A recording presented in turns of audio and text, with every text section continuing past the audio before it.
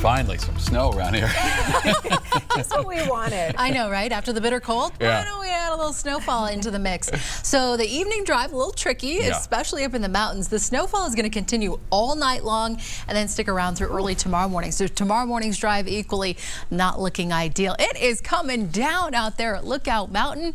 And then, of course, downtown Denver just starting to see some light snowfall moving in. So this is what we're looking at as the storm system rolls in. The heavy snowfall really ramps up late tonight. It's going to be slick and slow tomorrow, and then everything clearing out by about 9-10 a.m. tomorrow. Temperatures this afternoon holding in the 20s and 30s for the metro area, into the teens off to the eastern plains. And now tonight, the numbers fall yet again as we're watching this storm system pushing across the state, really ramping up across the Front Range Mountains and through the foothills.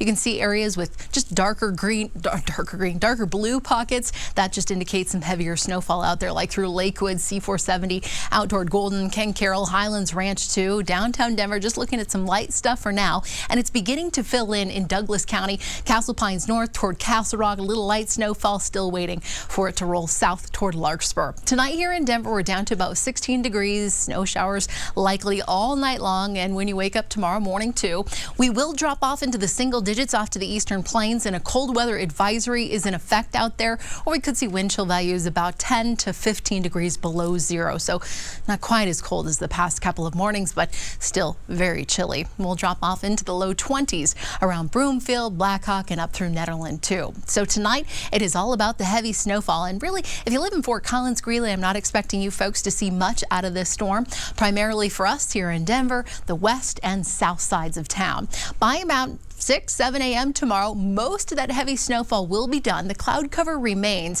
and the roads are going to be tricky. Still snowing on the south side of town toward the Palmer Divide early tomorrow morning, and then finally some clearing skies push back in. Yes, the sunshine should be back right after the lunch hour. I'll show you our statewide view. It's about 6-7 o'clock tonight, right on point, where we have that heavy snowfall around I-70 up through the mountains, and it goes strong overnight into tomorrow. It is going to be an awesome powder day for skiers and snowboarders heading into the weekend. By about 7 o'clock, we'll be tracking some snow bands early tomorrow morning off to the eastern plains along I-70 that might slow you down. And then heading west, you'll probably still see a little bit of light snowfall, but everything really clearing out by the lunch hour. And then by tomorrow evening, 5 o'clock, some sunshine out there, and we are well on our way to a really warm weekend. And we'll be doing a lot of melting too.